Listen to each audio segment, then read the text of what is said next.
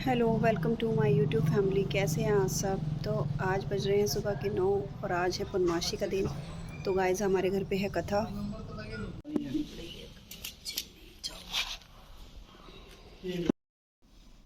तो गाइस अभी पंडित जी आ चुके हैं और कथा चल रही है। बोले श्री सत्यनारायण भगवान की जय। आइए आपको भी लेके चलते हैं कथा में। तो गाइस पंडित जी शंख बजाते हुए पूरे घर में, ताकि पॉजिटिविटी आए। यहाँ पर कथा की तैयारी करते हुए पंडित जी, आप देख ही रहे हैं कथा की तैयारी चल रही है। दरबार लगाते हुए सुंदर सा दरबार तैयार किया जा रहा है। तो गाइस ये बांध दिया गया है मेन द्वार पर बंधनवार। तो गाइस यहाँ पर पापा जी बैठ गए हैं पूजन कराने के लिए और पंडित जी भी तैयार हैं।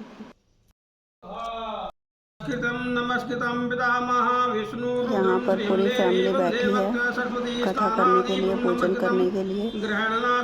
काफ़ी थोड़ा पेशेंस बनाए रखें।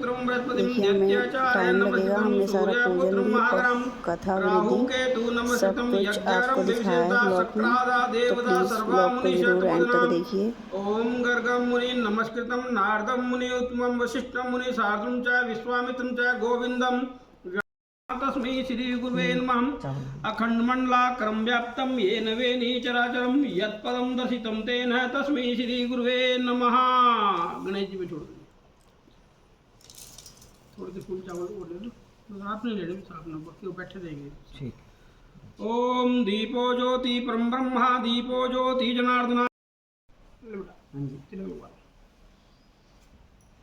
आराम से हो चुके हैं। क्या सब्जेक्ट है आपका? अच्छा अच्छा अच्छा, आप अपना बायोडाटा सेंड कर दो ऐसे।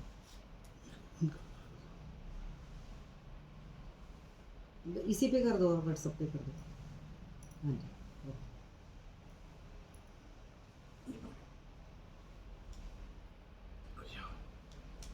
आज ग्रहण भी है ना।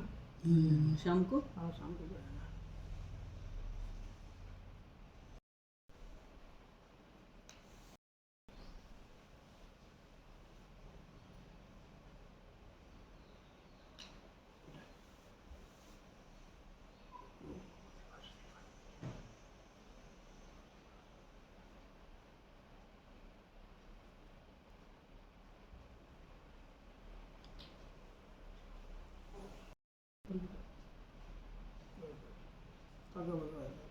चावल लगा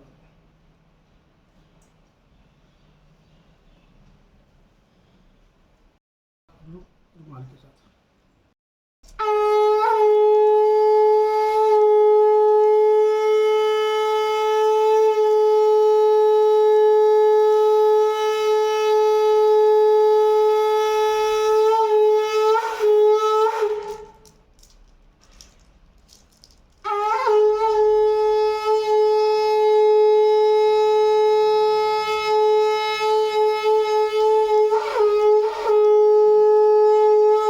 धवदासो अपहृताः सा उद्वेदाः देवानो जथा सद्मृद्विर्देम् असन्नप्रायो रक्षितारो दिवे दिवे देवानां भद्रां सुमतिर्यूयतां देवनघोरतेरविन्नो निवर्ततां देवनघुसज्ञामुपसदिमा वयं देवान आयुः प्रतिरन्तु जीवसे तान् पूर्वायनिविदं हुमयं भयं भगं मित्रं मदिते दक्षं त्रिधम् आर्यमन्नं वरुणो गुंसोमस्विनं सरस्वतेन सुगामयस्करत् तन्नो वातो मयो भूभातु वेखजं तन्महतः पृथवे तद्वितं दौहौ तद्ग्रहावाना सोमसुतो मयो भुवा तदस्विनं शृणोतां दिखन्यायुवं महतं मेघानः जगतस्पतिं दियञ्जिन् वामावासे हुमयं भयं पोखानो जधं वेदसाम सद्विदे रक्षिताः पयोरब्धे स्वस्ते हरि ओम स्वस्ति न इन्द्रो वृद सर्वाः स्वस्ति न पूषा विश्ववेदाः स्वस्ति न तारक्षो अरिष्टनेमिः स्वस्ति नो बृहस्पतिर्दधातु ओम प्रज्ञस्वा मारुतः प्रसन्मातरा शुभं यवनो विदथेषु जगमयम् अग्निजीवा मानवा सुरक्षो विश्वेनो देवम् अवसगामन्य भद्रं कर्णेभे शृणुतां देवां भद्रं पश्यामास्मि जत्रा चित्रंगे सष्टुष्टवा वंशतनो विवर्षेमहि देवहितं यदायु ओम सत्मिन् इंदु सरधो अंतिदेवं जत्रा नश्चक्रा जरसतन्नुनामा पुत्रासो यत्र पित्रो भवन्ति मानो मध्यम लिखितारो युगन्ते ओम मदिदे धौ। गणेश जी में जोड़ दीजिए, हाँ जोड़ लो। ओम समुखश्च कदन्तस्य कपिलो गजकर्णकः लंबोदरस्य विक्तो विगणनासो विनायकः धूम्रकेतु गणाध्यक्षो भालचंद्रो गजाननम् द्वादशेतानि नमानि ये पठे शृणु यदपि विद्यारंभे विवाहे च प्रवेशे निर्गमहतां संग्रामे संकटे च विघ्नस्य न जायते शुक्लां वरद्रं देव शशिवर्णं चतुर्भुजं प्रसन्नवदनं ध्याते सर्वविघ्नोपशान्ते अवसिद्ध्यार्थे सिद्ध्यार्थे पूजिताय सुरासुरैः सर्वविघ्नहर्तस्मै गणाधिपते नमो नमः। सर्वमङ्गलमाङ्गल्ये शिवे सर्वासाधिके शरण्यं के गौरी नारायणी नमोस्तुते। तदेव लग्नं सुदिनं तदेव तावलं देवबलं तदेव लक्ष्मीपते ते अग्रे युगं संभ्रामि लावा तेषां जय तेषां कुतः तेषां प्राज्यम् एषाम् इन्द्रवरश्यामो हृदयस्तु जनार्दना वक्रतुण्डं महाकाय सूर्यकोटि सर्वदा निर्विघ्नं कुरु मे देव सर्वकार्येषु सर्वदा। श्री गणेशाम्बिकाभ्यां नमो नमः।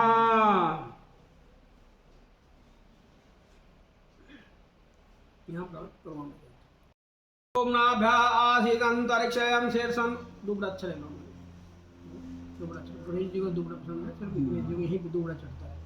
ओम नाभ्या आसीदंतरिक्षयं शीर्षं धौ हौ समा वर्तते पद्भ्यां भूमिर्धः श्रोतः तथा लोकान् अकल्पयन् ओम ऋतुफलानि मिष्टान्दर्भ्यानि समर्पयामि। प्रणाम से और कोई करो जोड़ से फुल चावलेगा गोरी का ध्यान करना। ओम अंबे अंबिके अंबालिके नमानिते कशन सतुष्का सुभद्रिकं कामपेलवासिनीं हेमाद्रितन्यं वरदां शंकरप्रियां लंबोदर्शजन्नी गौरीं हवाम्यहम्। ओम उरुषा गौर्यै नमः गौरीं हवमिस्थापयामि पूजयामि च। ओम मनोज्योते जुग्धामाजस्य बृहस्पते यज्ञमे तन्नो तरिष्टं यज्ञं सम्मिमं ददातु विश्वे देवासह्यं माजन्दामो प्रतिष्ठाः। ओम गौर्यै नमो नमः। गणेश जी के बराबर में गणेश जी के बराबर में ठाकुर जी है तो गणेश जी के बराबर में ध्यान करना सिर्फ गौरी का। हाँ ठीक है, बस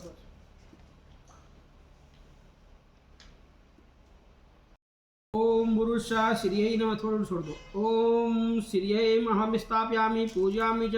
ओम पुरुषा लक्ष्मी नमः लक्ष्मीं स्थापयामि पूजयामि च। ओम पुरुषा धृताय नमः धृतम् स्थापयामि पूजयामि च। ओम स्वः मेधाय नमः मेधम् स्थापयामि पूजयामि च। ओम स्वः पुष्टै नमः पुष्टिम् स्थापयामि पूजयामि च। ओम स्वः श्रद्धाय नमः श्रद्धम् स्थापयामि पूजयामि च। ओम भूषा सरस्वती नमः ओम सरस्वती स्थापयामि पूजयामि च। ओम भूषा सप्तघृत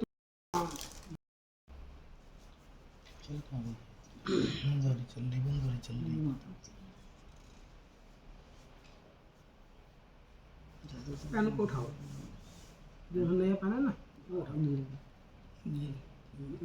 नंबर तो दिखा। ओम कालिके त्वं जगन्मातामसि रूपेण वर्तसे उत्पन्ना त्वं तं लोकानां व्यवहार प्रसिद्ध्यते या कालिका रोगहरा सुगन्धा वक्ते समस्ते व्यवहार दक्षे जने जनानां व्यवहारिणी च लोकमाता मम सोक्षदस्तु लेखनी निर्मिता पूर्वं ब्राह्मणानां परमेष्ठिना लोकानां च हितार्थाय तस्मात् तं पूज्यहम्। ओम लेखनिस्ताय देव्यो नमो नमः। ठाकुर जी का आगे रख दो। अब दोनों उठा लो जिससे आप सिग्नेचर कर दो दोनों उठा लो। व्यवहार सिद्ध्यते या कालिका रोगहरा सुवंदा भक्ते समस्ते व्यवहार रक्षे जने जनेना व्यवहारनि च लोकमाता मम सोख्यादास्तु लेखनी निर्मता पूर्वं ब्राह्मणं परमेश्वराणां लोकानां च हितात्रा तस्मात् पूज्यम् ओम लेखनिष्ठाय देव्य नमो नमः। ठाकुर जी के पास पूछाओ ले भगवान से देगा ध्यान करना निवेशनामृतम मर्दम च हिरण्यं सवितारथेन्ना देवो याति भुवनानि पश्यन् जपा पुष्पम शंकाशम काश्यपम महादुति तमोरि सर्पापगन्नम सूर्यम महावमपि ओम रुषा कलिंगादिसुद्वा काश्यप गोत्रो रक्तवर्णा भो सूर्या यगच्छ यतिष्ठ ओम सूर्याय नमो नमः। उल्टा ले लो थोड़ा सा, चंद्रमा का ध्यान करना। चंद्रमा वहाँ उसको होगा लिखा होगा चंद्रमा इस साइड। हाँ हाँ ओम दधि शंखम तुखाराभम शृणोधारा समवा ज्योत्स्नापति निशानातम सोमम महावमपि ओम रुषा यमुना तिरोदुदा आत्रेय गोत्रो शुक्ल भरना भो सोमा यगच्छ यतिष्ठ ओम सोमाय नमो नमः। चंद्रमा के नीचे मंगल का ध्यान करना। ओम अग्नि मुद्रा दिवा ककुत्पति पृथ्व्यम अयम आपा घुंग्रेता सीजन्वंती धरणी गर्भ संभोतम विद्युत तेज संपरम कुमारम शक्ति हस्तम च भौमम महावामपि ओम रुषा अवंती देशुद्रा अभारद्वाज गोत्रो रक्त भरना भो भौमा यगच्छ यतिष्ठ ओम भौमाय नमो नमः। चंद्रमा के नीचे चंद्रमा के नीचे चंद्रमा के नीचे हाँ यहीं भैया चंद्रमा के नीचे हाँ यहीं पर यहाँ पर बुद्ध का ध्यान यहाँ करना। रूपेण प्रतिम बुद्धिम सौम्यम सौम्यम गुणोपेतम बुद्धम महावामपि ओम रुषा मगधदेशोद्रा आत्रेय गोत्रो पीत वर्णा भो बुधा यगच्छ यतिष्ठ ओम बुद्धाय नमो नमः। च गुरु कांचन संनिवम बंधवोतम त्रिलोकानां गुरु महावामपि ओम रुषा सिंधु देशोद्रा अंगिरस गोत्रो पीत वर्णा भो गुरा यगच्छ यतिष्ठ ओम गुरुवे नमो नमः। परिश्रुतोरथं ब्राह्मणा व्यापिवे शस्त्रं प्यासोमं प्रजापतिं ऋतिं सत्यम् इन्द्रा विप्नागो सुकुर्मन्दस्य इदम् इन्द्रियाप्योऽमृतमधुं हेमकुन्दमिर्नाललाभ्यं दैत्यानां परमं गुरुं सर्वशास्त्रप्रवक्तानां शुक्रं महावामपि ओम रुषा भोज कटक देशोद्वय भार्गव गोत्रो शुक्र भरना भो शुक्रा यगच्छ यतिष्ठ ओम शुक्राय नमो नमः। विष्टया आपो भवन्तु पीत्या सन्योर्वित्रवन्तु न नीलाम्बुसमहावासं रविपुत्रं यमग्रजं छायामारतण्डसम्भूतं शनिम् आवामपि ओम पुरुषा सौराष्ट्रो देशोद्वय काश्यप गोत्रो कृष्ण भरना भो शनिच्रा यगच्छ यतिष्ठ ओम शनिच्राय नमो नमः। त्रैवर्धनम सिंहाग्रह संभूतम राहु महावामपि ओम पुरुषा राठे प्रोद्वा पैठनीसा गोत्रो कृष्ण भरना भो राहुआ यगच्छ यतिष्ठ ओम राहुवे नमो नमः। केतु का ध्यान चरण करना। धूमर संकाशम तारकाग्रामस्तकम रौद्र रौद्रात्म घोरम केतु महावामपि ओम पुरुषा अंतर्वेदी सुंदर जैमिनी गोत्रो धूमर भरना भो केतु यगच्छ यतिष्ठ ओम केतुवाय नमो नमः। सभी को दे दो। मंडले आवाहितां सूर्यादि नवग्रह देवा सुप्रतिष्ठा वर्धावन्तु ओम आवाहय सूर्यादि नवग्रह देवेभ्यो नमो नमः। ओम ब्रह्मा मुरारी त्रिपुरन्तिकारी भानो शशि भूमि सुतो बुधश्च गुरु च शुक्रा शनि राहु केत्वा सर्वे ग्रहा शान्तिकरा भवन्तु। ओम सूर्यं सूर्यं मथिन्दुपति सन्मंगलं मंगलम सद्बुद्धि च बुद्धो गुरु च गुरुतम शुक्रा सुखम शनि राहु बाहुबलं करोतु सत्यं केतु कुलर्षन्ति नित्या प्रतिकरा भवन्तु ममते सर्वे अनुकूलाग्रा। ओम अन्य पूजा सूर्यादि नवग्रह प्रियंतां न ममः। छोड़ दे 3 बार जल के छींटे। ओम पाद्यमार्गमाचमंजलम समर्पयामि तिलकम समर्पयामि चावल अक्षत समर्पयामि पिठा नैवेद्यं निवेदयामि वस्त्रं वस्त्रं समर्पयामि वस्त्रं समर्पयामि पुष्पं समर्पयामि पीले छोड़ दो पुष्पं समर्पयामि लोलाची वाला पत्ता एलालवंगम ताम्रपत्रं शीतं समर्पयामि पुनः राजमंडलं समर्पयामि दक्षिणाद्रव्यं समर्पयामि पीले दीपम दर्शयामि धूपम ग्रापयामि। ऋतु ले लो मिठा ले लो बर्फी का पीस ले लो लड्डू ले लो सभी का हाथ लगा लो 1 रुपये या 10 रुपये को ले लो इसमें पैसे ले लो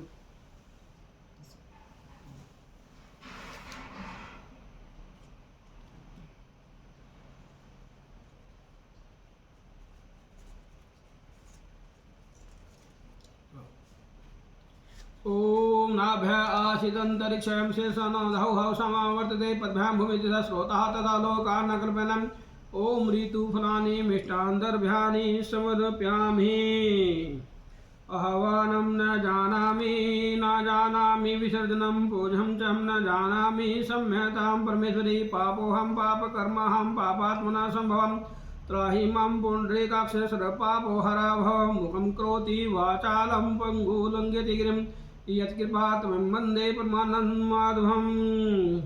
अब ऐसे ओम यानि कानि च पापानि जहाँ जहाँ ना पूजा करें ऐसे हाथ कर लो, प्रदक्षिणा कर रहे हैं हम सारे तानि च तानि तानि विनश्यन्ते प्रदक्षिणां पदे पदे।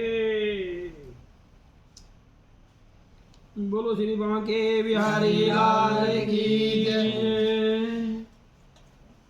अन्य तीर्थ में सोनकादि 88,000 ऋषियों ने श्री सूर्य से पूछा, हे प्रभु इस कलयुग में वेद किस प्रकार मिलेगी तथा उनका उद्धार कैसे होगा, इसलिए हे मुनि श्रेष्ठ कोई ऐसा तप कहिए जिससे थोड़े समय में पुण्य प्राप्त होवे तथा मनोवांछित फल मिले। वह कथा सुनने की हमारी इच्छा है। सर्वशास्त्र ज्ञाता श्री सूत जी बोले, हे वैष्णव में पूज्य, आप सबने प्राणियों के हित की बात पूछी है। अब मैं उस श्रेष्ठ व्रत को आप लोगों से कहूंगा जिस व्रत को नारद जी ने लक्ष्मी नारायण से पूछा था और लक्ष्मीपति ने मुनि श्रेष्ठ नारद से कहा था, सो ध्यान से सुने। बोलो श्री बांके बिहारी लाल की जय। मैं जोर के क्यों बोल रहा हूँ, क्या कारण है, मेरी आवाज सारे घर में चली जाए इसलिए बोल, ठीक है ना। आपको एक भी पंडित किया तो पागल हो गया। एक समय योगीराज नारद जी दूसरों की हित की इच्छा से अनेक लोकों में घूमते हुए मृत्यु लोक में आ पहुंचे। यहाँ अनेक योनियों में जन्मे हुए प्राय सभी मनुष्य को अपने कर्मों के द्वारा अनेकों दुखों से पीड़ित देखकर सोचा कि इस यत्न के करने से निश्चय ही दुखों का नाश हो सकेगा। ऐसा मन में सोचकर विष्णु लोक को गए। वहाँ श्वेत वर्ण और 4 भुजाओं वाले देवों के इस नारायण का, जिनके हाथों में शंख चक्र गदा और पद्म थे तथा वरमाला पहने हुए थे, देखकर स्तुति करने लगे। हे भगवान, आप अत्यंत शक्ति से संपन्न हैं, मन तथा वाणी भी आपको नहीं पा सकती।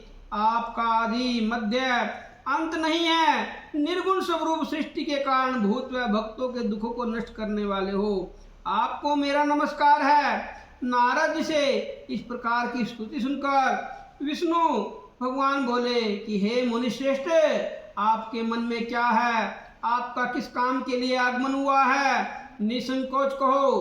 तब नारद मुनि बोले, मृत्यु लोक में सब मनुष्य जो अनेक योनियों में पैदा हुए हैं, अपने अपने कर्मों के द्वारा अनेक प्रकार के दुखों से दुखी हो रहे हैं। हे नाथ, मुझ पर दया रखते हो तो बतलाइए, उन मनुष्य के सब दुख थोड़े से ही प्रयत्न से कैसे दूर हो सकते हैं। श्री भगवान जी बोले, हे नारद, मनुष्य की भलाई के लिए तुमने बहुत अच्छी बात पूछी है। जिस काम के करने से मनुष्य मोह से छूट जाता है वह मैं कहता हूँ, सुनो। बहुत पुण्य देने वाला स्वर्ग तथा मृत्यु लोक दोनों में एक दुर्लभ एक उत्तम व्रत है। आज मैं प्रेम वश होकर तुमसे कहता हूँ, सत्यनारायण का ये व्रत अच्छी तरह विधि पूर्वक करके मनुष्य तुरंत ही यहाँ सुख भोग कर मरने पर मोक्ष को प्राप्त होता है। श्री भगवान के वचन सुनकर नारद मुनि बोले, उस व्रत का फल क्या है, क्या विधान है, किसने ये व्रत किया और किस दिन ये व्रत करना चाहिए, विस्तार से सुनो। भगवान बोले, दुख शोक आदि को दूर करने वाला, धन धान्य को बढ़ाने वाला, सौभाग्य तथा संतान को देने वाला, यह व्रत सब स्थानों पर विजयी करने वाला है। भक्ति और श्रद्धा के साथ किसी भी दिन मनुष्य श्री सत्यनारायण की शाम के समय ब्राह्मणों और बंधुओं के साथ धर्मपरायण होकर पूजा करे। भक्ति भाव से नैवेद्य, केले का फल, घी, दूध और गेहूं का चूर्ण सवाया लेवे। गेहूं के अभाव में माठी का चूर्ण, शक्कर तथा गुड़ लेवे। सब भक्षण भोग्य पदार्थ जमा करके भगवान को अर्पण कर देवे तथा बंधुओं सहित ब्राह्मणों को भोजन करावे। पश्चात स्वयं भोजन करे। नृत्य गीत आदि का आचरण कर सत्यनारायण भगवान का स्मरण करता हुआ समय व्यतीत करे। इस तरह व्रत करने पर मनुष्य की इच्छा निश्चय ही पूर्ण होती है। विशेषकर कली काल में भूमि पर यही मोक्ष का सरल उपाय है। बोलो श्री सत्यनारायण भगवान की जय। शासक बोलना, श्री कृष्ण गोविंद हरे मुरारी, हे नाथ नारायण वासुदेवा, हे नाथ नारायण वासुदेवा, हे नाथ नारायण वासुदेवा, श्री कृष्ण गोविंद हरे मुरारी, हे नाथ नारायण वासुदेवा। आप द्वितीय अध्याय। सूत जी बोले, हे ऋषियों, जिसने पहले समय में इस व्रत को किया उसका इतिहास कहता हूँ, ध्यान से सुनो। सुंदर काशीपुरी नगरी में एक अत्यंत निर्धन ब्राह्मण रहता था। वह भूख और प्यास से बेचैन हुआ, नित्य पृथ्वी पर घूमता था। ब्राह्मणों से प्रेम करने वाले भगवान ने ब्राह्मण को दुखी देखकर बूढ़े ब्राह्मण का रूप धर उसके पास जा आदर के साथ पूछा, हे विप्र, नित्य दुखी हुआ पृथ्वी पर क्यों घूमता है? हे श्रेष्ठ ब्राह्मण, यह सब मुझसे को मैं सुनना चाहता हूँ। ब्राह्मण बोला, मैं निर्धन ब्राह्मण हूँ, भिक्षा के लिए पृथ्वी पर फिरता हूँ। हे भगवान, यदि आप इसका उपाय जानते हो तो कृपा कर कहो। वृद्ध ब्राह्मण बोला कि सत्यनारायण भगवान मनोवांछित फल देने वाले हैं, इसलिए हे ब्राह्मण, तू उनका पूजन कर, जिसके करने से मुझसे सब दुखों से मुक्त होता है। ब्राह्मण को व्रत का सारा विधान बतलाकर बूढ़े ब्राह्मण का रूप धारण करने वाले सत्यनारायण भगवान अंतर्ध्यान हो गए। जिस व्रत को वृद्ध ब्राह्मण ने बतलाया मैं उसको करूंगा, यह निश्चय करने पर उसे रात में नींद भी नहीं आई। वह सवेरे उठ सत्यनारायण के व्रत का निश्चय कर भिक्षा के लिए चला। उस दिन उसको भिक्षा में बहुत धन मिला, जिससे बंधु बांधवों के साथ उसने सत्यनारायण का व्रत किया। इसके करने से वह ब्राह्मण सब दुखों से छूटकर अनेक प्रकार की संपत्तियों से युक्त हुआ। उस समय से वह ब्राह्मण हर मास व्रत करने लगा। इस तरह सत्यनारायण भगवान के व्रत को जो करेगा वह सब पापों से छूटकर मोक्ष को प्राप्त होगा। आगे जो पृथ्वी पर सत्यनारायण का व्रत करेगा वह मनुष्य सब दुखों से छूट जाएगा। इस तरह नारद जी से नारायण को कहा हुआ, यह व्रत मैंने तुमसे कहा। हे विप्रो, मैं अब और क्या कहूँ? ऋषि बोले, हे मुनीश्वर, संसार में इस ब्राह्मण से सुनकर किस किसने इस व्रत को किया, हम वह सब सुनना चाहते हैं। इसके लिए हमारे मन में श्रद्धा है। सूत जी बोले, हे मुनियों, जिसने इस व्रत को किया यह सब सुनो। एक समय एक ब्राह्मण धन और ऐश्वर्य के अनुसार बंधु बांधवों के साथ व्रत करने को तैयार हुआ। उसी समय एक लकड़ी बेचने वाला बूढ़ा आदमी आया और बाहर लकड़ियों को रखकर ब्राह्मण के मकान में गया। प्यास से दुखी लकड़हारा उनको व्रत करते देखकर ब्राह्मण को नमस्कार कर कहने लगा, आप यह क्या कर रहे हैं? इसके करने से क्या फल मिलता है? कृपा करके मुझसे कहो। ब्राह्मण ने कहा, सब मनोकामनाओं को पूर्ण करने वाला यह सत्यनारायण भगवान का व्रत है। इसकी ही कृपा से मेरे यहाँ धन धान्य आदि की वृद्धि हुई है। हे ब्राह्मण, इस व्रत के बारे में जानकर लकड़हारा बहुत प्रसन्न हुआ। चन्नामृत ले खाने के साथ अपने घर को चला। लकड़हारे ने अपने मन में इस प्रकार का संकल्प किया, आज ग्राम में लकड़ी बेचने से जो धन मिलेगा उसी से सत्यनारायण देव का उत्तम व्रत करूंगा। यह मन में विचार कर वह बूढ़ा आदमी लकड़ियां अपने सिर पर रखकर जिस नगर में धनवान लोग रहते थे वह ऐसे सुंदर नगर में पहुंचा। उस रोज वहां पर उसे उन लकड़ियों का दाम पहले दिनों से चौगुना मिला। तब वह बूढ़ा लकड़हारा दाम ले अति प्रसन्न होकर पक्के केले की फली, शक्कर, घी, दुग्ध, दही, गेहूं का चून इत्यादि सत्यनारायण भगवान के व्रत की कुल सामग्रियों को लेकर अपने घर गया। फिर उसने अपने भाइयों को बुलाकर विधि के साथ भगवान जी का पूजन और व्रत किया। उस व्रत के प्रभाव से वह बूढ़ा लकड़हारा धन पुत्र आदि से युक्त हुआ और संसार के समस्त सुख भोग कर वैकुंठ को चला गया। बोलो श्री बांके बिहारी लाल की जय। बोलो श्री सत्यनारायण भगवान की जय। श्री कृष्ण गोविंद हरे मुरारी, हे नाथ नारायण वासुदेव। श्री कृष्ण गोविंद नारायण वासुदेव, हे नाथ नारायण वासुदेव। श्री कृष्ण गोविंद हरे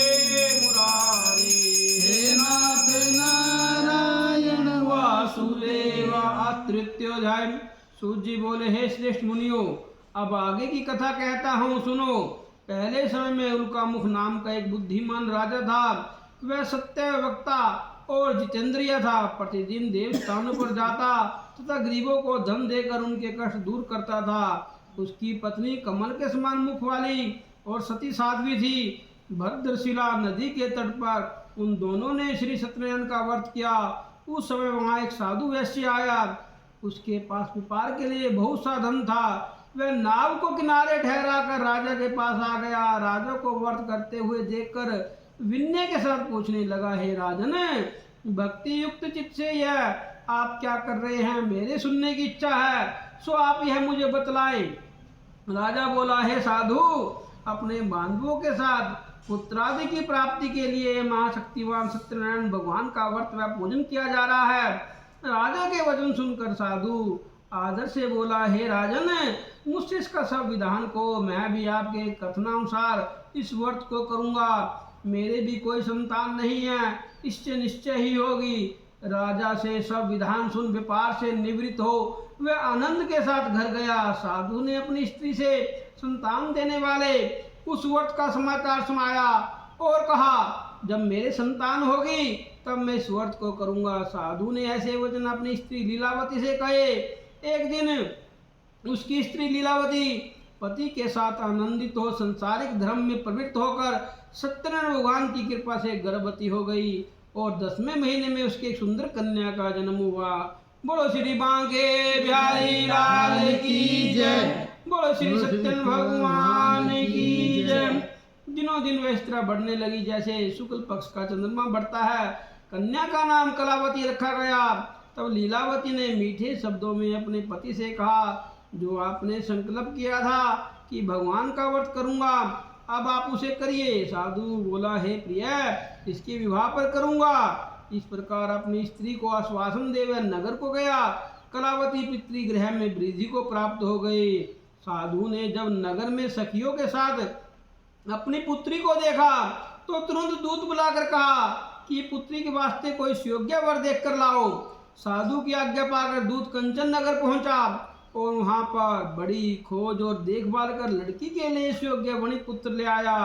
उस योग्य लड़के को देखकर साधु ने अपने बंधु बांधवों सहित प्रसन्नचित अपनी पुत्री का विवाह उसके साथ कर दिया, किंतु दुर्भाग्य से विवाह के समय उस व्रत को करना भूल गया। बोलो श्री बांके बिहारी लाल की जय। तब भगवान क्रोधित हो गए और श्राप दिया, तुम्हें दारुण दुख प्राप्त होगा। अपने कार्य में कुशल साधु बनिया जमाता सहित समुद्र के समीप स्थित रत्नपुर नगर में गया। वहां दोनों ससुर जमाई चंद्रकेतु राजा के उस नगर में व्यापार करने लगे। एक रोज भगवान सत्यनारायण की माया से प्रेरित कोई चोर राजा का धन चुरा कर भागा जा रहा था, किंतु राजा के दूतों को आता देखकर चोर ने घबरा कर भागते हुए राजा के धन को वहीं चुपचाप रख दिया जहां वह ससुर जमाई ठहरे हुए थे। जब दूतों ने उस साधु वैश्य के पास राजा के धन को रखा देखा तो वह दोनों को बांध कर ले गए और प्रशंसा से दौड़ते हुए राजा के समीप जाकर बोले, यह दो चोर हम पकड़ कर लाए हैं, देख कर आज्ञा दे। तब राजा की आज्ञा से उनको कठिन कारावास में डाल दिया, उनका सब धन छीन लिया। सत्यनारायण भगवान के श्राप के द्वारा उनकी पत्नी भी घर पर बहुत दुखी हुई। घर पर जो धन रखा था चोर चुरा कर ले गए। शारीरिक व मानसिक पीड़ा तथा भूख प्यास से अति दुखित हो अन्न की चिंता में कलावती एक ब्राह्मण के घर गई। वहां उसने सत्यनारायण भगवान का व्रत होते देखा, फिर कथा सुनी तथा प्रसाद ग्रहण कर रात को घर आई। माता ने कलावती से कहा, हे पुत्री, अब तक कहाँ रही? वह तेरे मन में क्या है? कलावती बोली, हे माता, मैंने एक ब्राह्मण के घर श्री सत्यनारायण भगवान का व्रत देखा है। कन्या के वचन सुनकर लीलावती भगवान के पूजन की तैयारी करने लगी। लीलावती ने परिवार और बंधुओं से सत्यनारायण भगवान का पूजन किया, वर मांगा, मेरे पति और दामाद शीघ्र आ जावे। साथ ही प्रार्थना की, हम सबका अपराध क्षमा करो। सत्यनारायण भगवान इस व्रत से संतुष्ट हो गए। राजा चंद्रकेतु को स्वप्न में दर्शन देकर कहा, हे राजन, दोनों वैश्यों को प्रातः ही छोड़ दो। उनका सब धन जो तुमने ग्रहण किया है दे दो, नहीं तो मैं तेरा धन, राज्य, पुत्र आदि सब नष्ट कर दूंगा। राजा से ऐसे वचन कहकर भगवान अंतर्ध्यान हो गए। प्रातःकाल राजा चंद्रकेतु ने सभा में अपना स्वप्न सुनाया। फिर दोनों वनी पुत्रों को कैद से मुक्त कर सभा में बुलाया। दोनों ने आते ही राजा को नमस्कार किया। राजा मीठे वचनों से बोला, हे महानुभावो, भावीवश ऐसा कठिन दुख प्राप्त हुआ है, अब तुम्हें कोई भय नहीं। ऐसा कहकर राजा ने उनको नए नए वस्त्र आभूषण पहनाए तथा उनको जितना धन दिया था उससे दोगुना धन देकर आदर से विदा किया। दोनों वैसे अपने घर को चल दिए। बोलो श्री बांके बिहारी लाल की जय। श्री कृष्ण गोविंद हरे मुरारी, हे नाथ नारायण वासुदेव, नारायण वासुदेव। आज चतुर्थोध्याय। सूत जी बोले, वैश्य ने मंगलाचार करके यात्रा आरंभ की, अपने नगर को चला। उनके थोड़ी दूर निकलने पर दंडी वेशधारी सत्यनारायण ने उनसे पूछा, हे साधु, तेरी नाव में क्या है? अभिमानी वणिक हंसता हुआ बोला, दंडी आप क्यों पूछते हैं? क्या धन लेने की इच्छा है? मेरी नाव में तो बेर और पत्ते भरे हैं। वैश्य का कठोर वचन सुनकर भगवान ने कहा, तुम्हारा वचन सत्य हो। दंडी ऐसा कहकर वहां से दूर चले गए और कुछ दूर जाकर समुद्र के किनारे बैठ गए। दंडी के जाने पर वैश्य ने नित्य क्रिया करने के बाद नाव को ऊंची उठी देख अचंबा किया तथा नाव में बेल पत्ते आदि देखकर मूर्छित हो जमीन पर गिर गया। फिर मूर्छा खुलने पर अत्यंत शोक प्रकट करने लगा। तब उनका दामाद बोला, आप शोक न करें, यह दंडी का श्राप है, अतः उनकी शरण में चलना चाहिए, तभी हमारी मनोकामना पूर्ण होगी। दामाद के वचन सुन वह दंडी के पास पहुंचा और अत्यंत भक्ति भाव से नमस्कार करके बोला, मैंने जो आपसे असत्य वचन कहे थे उनको क्षमा करो। ऐसा कहकर महान शोकातुर हो रोने लगा। तब दंडी भगवान बोले, हे वणिक पुत्र, मेरी आज्ञा से बार बार तुम्हें दुख प्राप्त हुआ है, तुम मेरी पूजा से विमुख हुआ है। साधु बोला, हे भगवान, आपकी माया से मोहित ब्रह्मा आदि भी आपके रूप को नहीं जानते, तब मैं अज्ञानी कैसे जान सकता हूँ? आप प्रसन्न होइए, मैं सामर्थ्य के अनुसार आपकी पूजा करूँगा, मेरी रक्षा करो। पहले के समान नौका में धन भर दो। उसके भक्ति युक्त वचन सुनकर भगवान प्रसन्न हो गए, उसकी इच्छा अनुसार वर देकर अंतर ध्यान हो गए। तब उन्होंने नाव पर आकर देखा, नाव धन से परिपूर्ण है। फिर वह भगवान सत्यनारायण का पूजन कर साथियों सहित अपने नगर को चला। जब अपने नगर के निकट पहुंचा तब दूत को घर भेजा। दूत ने साधु के घर जा उसकी स्त्री को नमस्कार कर कहा, साधु अपने दामाद से इस नगर के समीप आ गया है। ऐसे वचन सुन साधु की स्त्री ने बड़े हर्ष के साथ सत्यदेव का पूजन कर पुत्री के से कहा, मैं अपने पति के दर्शन को जाती हूँ, तुम कार्य पूर्ण कर शीघ्र आ जावा। और माता के ऐसे वचन सुन कर कलावती प्रसाद छोड़कर पति के पास गई। प्रसाद की अवज्ञा के कारण सत्यदेव ने रुष्ट हो उसके पति को नाव सहित पानी में डुबो दिया। कलावती अपने पति को न देखकर रोती हुई जमीन पर गिर गई। इस तरह नौका को डूबा हुआ तथा कन्या को रोता देख साधु दुखित हो बोला, हे प्रभु, मुझसे या मेरे परिवार से जो भूल हुई है उसे क्षमा करो। उसके दीन वचन सुनकर सत्यदेव प्रसन्न हो गए। आकाशवाणी हुई, हे साधु, तेरी कन्या मेरे प्रसाद को छोड़कर आई है, इसलिए इसका पति अदृश्य हुआ है। यदि वह घर जाकर प्रसाद खाकर लौटे तो इसे पति अवश्य मिलेगा। ऐसी आकाशवाणी सुनकर कलावती ने घर पहुंचकर प्रसाद खाया, फिर आकर पति के दर्शन किए। तत्पश्चात साधु ने बंधु बांधवों से सत्यदेव का विधि पूर्वक पूजन किया। उस दिन से वह हर पूर्णिमा को सत्यनारायण का पूजन करने लगा। फिर इस लोक का सुख भोग कर अंत में स्वर्ग लोक को गए। बोलो श्री बांके बिहारी लाल की जय। श्री कृष्ण गोविंद हरे मुरारी, हे नाथ नारायण वासुदेव। श्री कृष्ण गोविंद हरे मुरारी, हे नाथ नारायण वासुदेव। हे नाथ नारायण वासुदेव,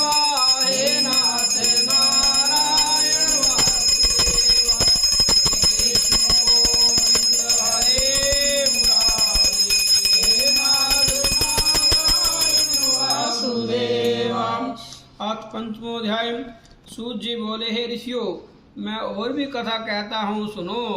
प्रजा पालन में लीन तुंगध्वज नाम का एक राजा था। उसने भी भगवान का प्रसाद त्याग कर बहुत दुख पाया।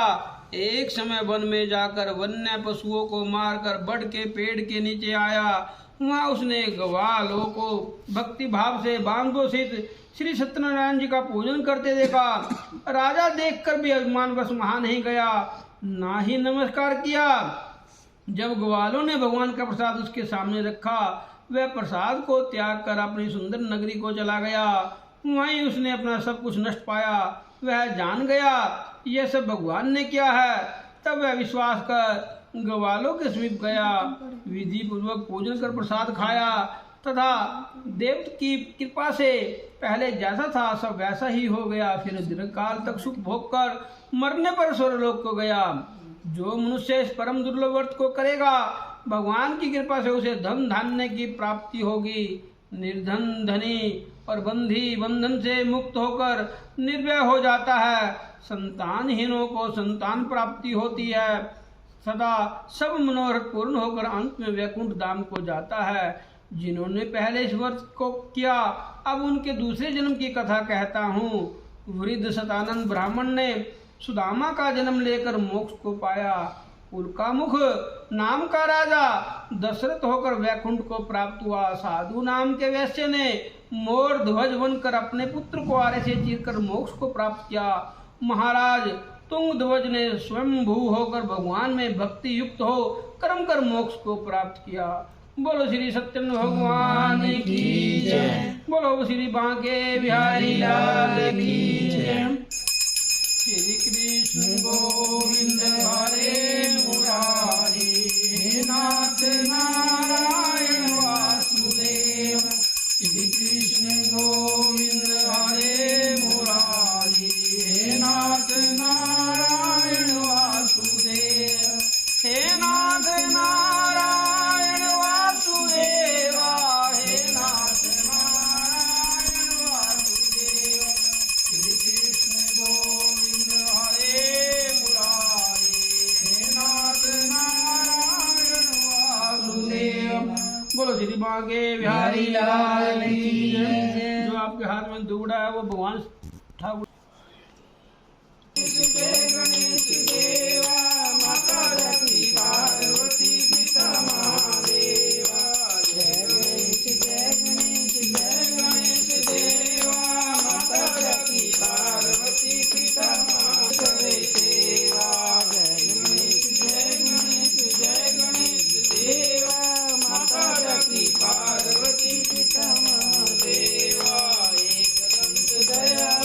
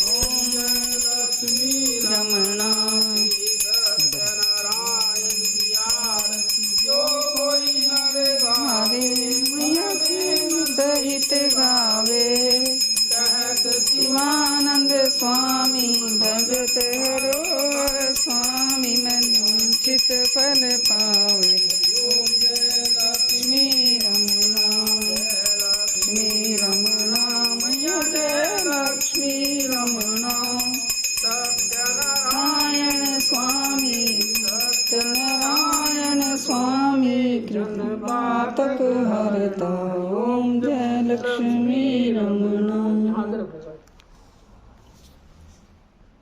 थोड़े से चावल ले लो आप।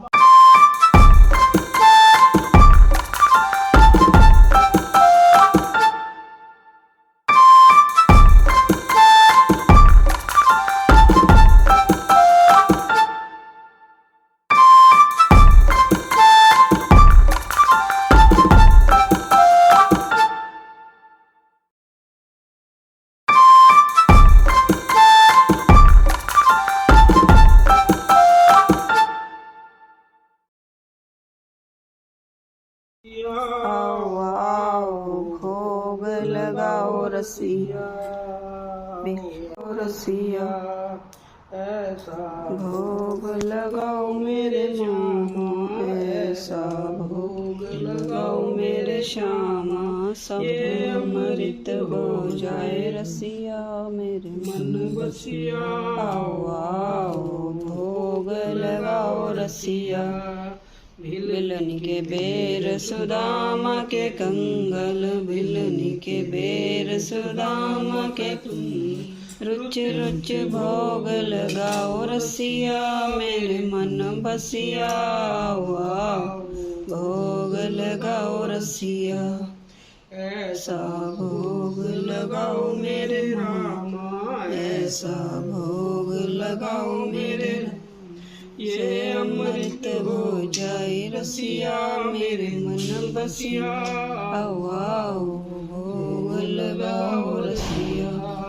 आगे बोलो आप आवाज देगा श्रोता तथा लोका न कृपन ये भोजन चाखो प्रभु ये अमृत हो जाए इस भोजन को चाख कर तेरा दास अमर हो जाए। सियावर राम जय जय राम मेरे प्रभु राम जय जय राम मेरे मन बसियो सीताराम। तो गाइस यहाँ पर भोग तैयार हो चुका है हलवा पूरी छोले और आलू गोभी की सब्ज़ी और ये हम बना रहे हैं पंडित जी के लिए। पहले हम भोग लगाएंगे और फिर पंडित जी के लिए खाना डालेंगे। देखिए खाना बनते हुए पंडित जी ने भी खाना खा लिया है अब और ये भोग लगा के तो खाना फिर सबको सर्व कर देंगे। तो तैयार किया गया है। तो गाइस जैसा कि आपने ब्लॉग में देखा ही है कि हमने सत्यनारायण भगवान जी की कथा करी है और आपने आशा करती हूँ सबने ध्यान से ही सुनी होगी। नारायण की कथा ना गाइस पूर्णमासी को ही करी जाती है। तो पूर्णमासी को इसलिए करते हैं ये मनवांछित फल देने वाला है सभी इच्छाओं की पूर्ति होती है इससे रोग नहीं लगते और सभी कामों में मन की मनोकामना पूर्ण करने वाला है। तो गाइस इस ब्लॉग को यहीं पर एंड करते हैं। जिसने भी अभी चैनल को सब्सक्राइब नहीं किया है प्लीज़ चैनल को लाइक करें सब्सक्राइब करें और शेयर करना प्लीज़ मत भूलिएगा। Lots of love and wishes. Thank you so much.